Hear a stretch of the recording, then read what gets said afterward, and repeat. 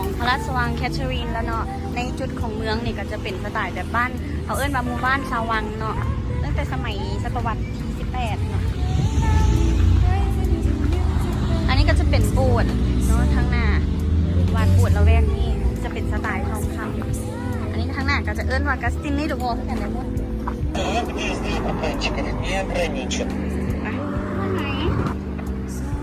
อันนี้เอิ้นว่าบูชกินสกายเซโลเนาะใช้เวลาในการนั่งรถเมล์เนาะหรือว่าเป็นรถแบบบัสน้อยๆนะก็คือราคา45 รูเบิลเนาะแล้วก็ใช้เวลาประมาณ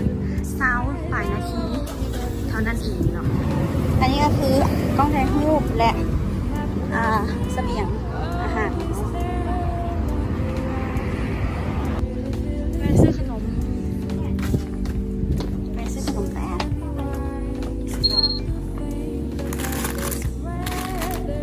เบคอน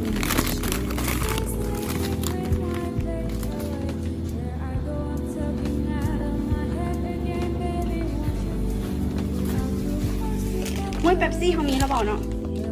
ได้ปะ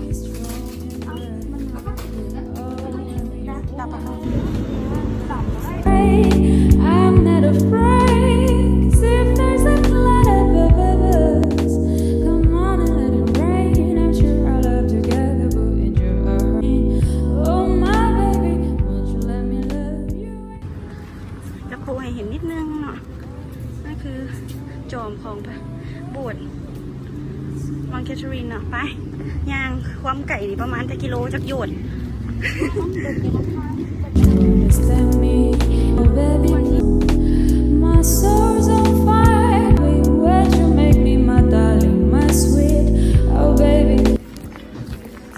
อันนี้คือวัดนักเรียนนะนักเรียนคนละ80 ลูกนะจ๊ะอันนี้เป็นตู่ของโบสถ์เนาะแล้วก็นี่มันก็วังแบบโบสถ์ภายในวังอะนะคะจะบอกอันนี้คือมาตลอดมาจนเห็นจนเมื่อยแต่บางคนยังบ่ได้มาอยู่เป็นปีนี่อยู่แต่เงินเดียวทางในเนี่ยนะจะมีห้องอัมพันธ์แล้วก็เป็นพระราชวังที่เขาเอิ้นยังไงถูกบ่อมนะหลายที่สุดเนาะอีกวังหนึ่งมันจะมีวังตัวนี้แล้วก็ปีเตอร์ฮอบเนาะวังแคทเธอรีนเป็นอย่างต้องถูกบ่อมหลายเพราะว่าขึ้นซื้อลือน้ำเรื่องของห้องอัมพันธ์เนาะอัมพันธ์รัสเซียนะนั่นแหละเดี๋ยวจะลงรูปให้เบิ่งว่าอัมพันธ์มันเป็นยังไงห้องอัมพันธ์มีมูลค่าหลายล้านเลยตั้งแต่ในยุคนั้นเนาะเป็น100-200 ปีใช่ไหมนะสไตล์สวนอังกฤษเนาะจะมีความแตกต่างจากวังฤดูร้อนโดยสิ้นเชิงเพราะว่าตัวนี้จะมีแบบเน้นน้ำพุหลายแต่เน้นเป็นสวนดอกไม้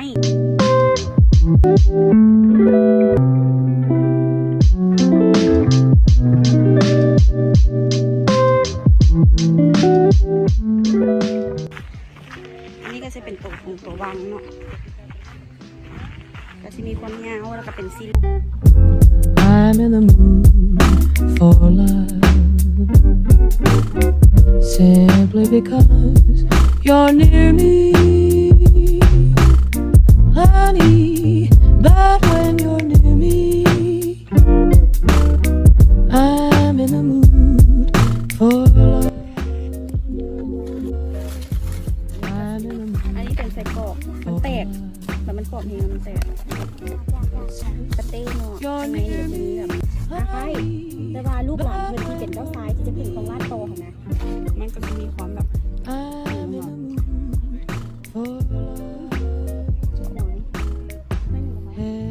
There's some things I'm about to tell you. There's something in common. You're born in April, baby, and I know you're an only child, and so did I.And so am I.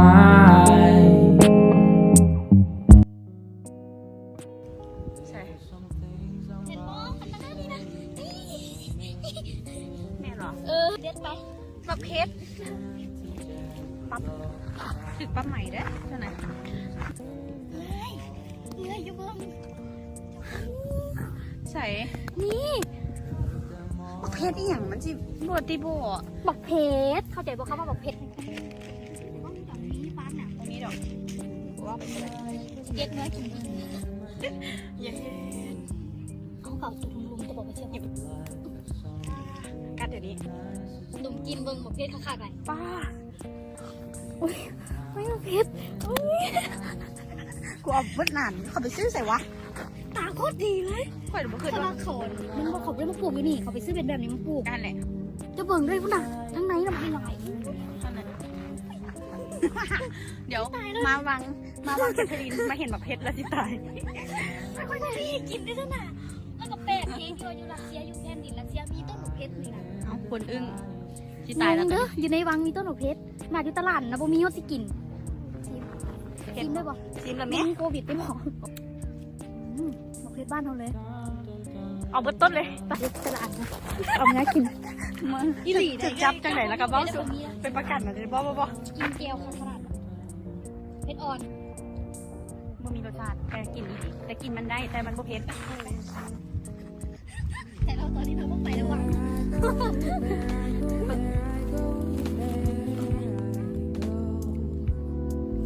ยามเห็นละไปยุคุกแล้วมันย้อนคดีหลักเผ็ดเด้อเจ้าเด้อ ว่าเขาไม่สนใจหรอกเขาไม่กินข้าว ซื้อกินแล้วเนาะ มันมีซื้อเร็ว มันต้องไปไหนละไปเมืองเจ้าคัดสมมติว่าไปนอนยุคุกแล้วแม่นอันนั้นเด้อนะหน่วยหนึ่งมันเก่า หน่วยเลยจะเป็นไหม ไปอ้าว แรกว่าที่เด่นหน่วยหนึ่งแต่มันมาเป็นพวง เอาตายมันนี่เขาเห็นมาแล้วเด็ดแท้ๆเขาเห็นมาเด็ดแท้ๆในที่สุดมันก็ยังยอมยาก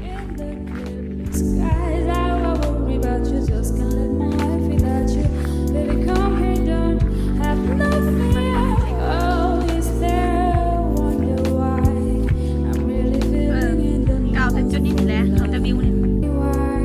Stop to think about this weather, my dear. This little dream might fade away. There I go, I'm talking out of my head again, baby. Want you? ตอนนี้เขามาอยู่ในตัวนี้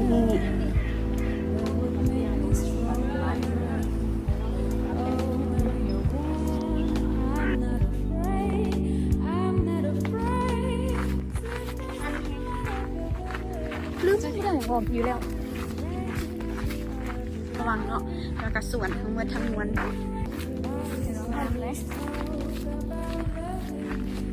ตอนนี้เขากะเขาแล้วเขาถ่ายรูปอยู่ในพิพิธภัณฑ์แล้วเนาะในวังนี่แหละ ตอนนี้เขากำลังจะไปนั่งพักชิวๆพระอาทิตย์ตกเบิ่งเป็ดลอยน้ำแล้วก็เดี๋ยวค่อยย่างต่อว่าจะไปใส่ต่อเพราะว่า อยู่ในพระราชวังเนี่ยมันมีสถานที่หลายแห่งแบบมันจะมีบริการนั่งเรือไ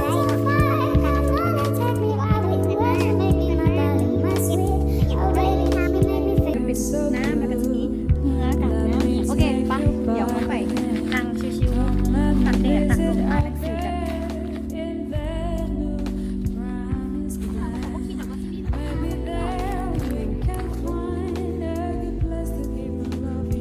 วิดีโอ I'm so tired of being without you. Never know what love's about.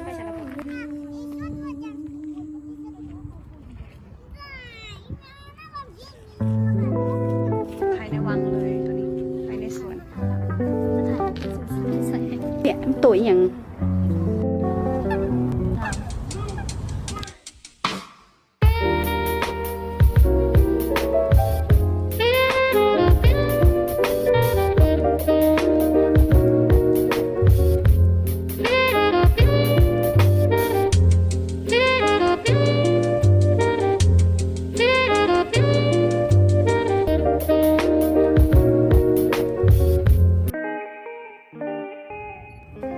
เราต้องให้สแกนนี่มาเงียบเลยดี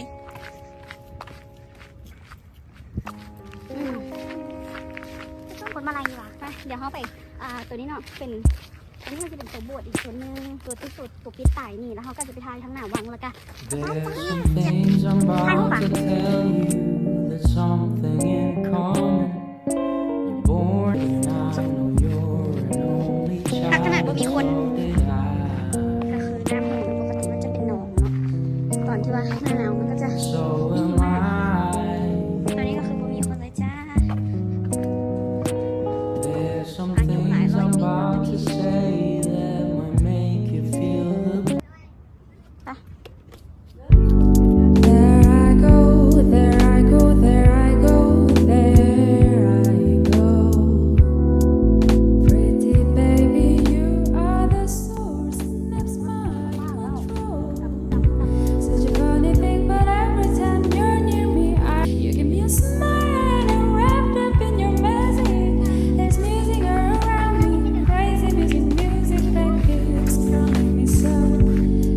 close to you. First when you're slave. Come on, little thing, anything you want to. Oh, baby, just let me get next to นี่ you. ถึงเวลาจะโมงก่อน Time I insane, or do I นี่ทำ really ไม see ตำรวจก็คอยมากันไหม heaven ผมย่ำควัดแล้วนะประเภทจ้า shine up above you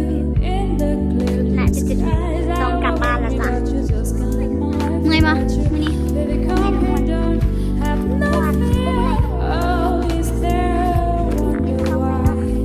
I'm really feeling in the mood วังนี้เป็นของน้อง Think about this weather, my dear. This little dream might fade away. There I go, I'm talking out of my head again, baby. One word that would make me strong and แผ brave. นเนี่ยแผนที่ Oh, you're warm. I'm not เออ afraid. ตึกใหญ่ I'm not afraid. Sometimes I thought I would lose. Come on and let it rain. I'm sure our love together will เด็ก endure. เอามาทางอย่างนี้แล้วนะ Oh my baby, let's talk about loving. แล้วช่วงนี้ก็ต้องไปจองอีก I am not afraid, not anymore. I like คือพวกมีคนแล้วเนาะตอนนี้ปิด me. แปดเก้าโมง Now, baby, please อ่า pull yourself together. My soul's on fire. Come on and take me out with you. You make me my darling, my sweet. Oh baby, you make me feel so good. Let me take you by the hand. Come, let me visit out there in that promised land. Maybe there we can find a good place to keep on loving instead of mine.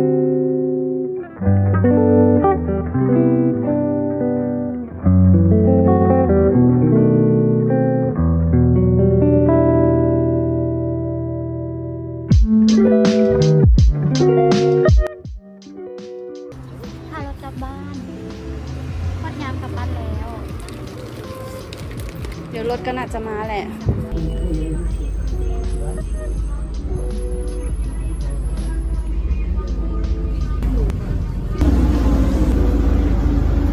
สรุปก็คือยังมานั่งแวะกินกันอีกน้อยนึงเนาะเป็นแบบพวกแพนเค้กอย่างนั้นนะแล้วก็นั่งกินกับไส้กรอกที่เขาเกี่ยมมาเนาะตัวแน่ วิเก้ก่อนว่า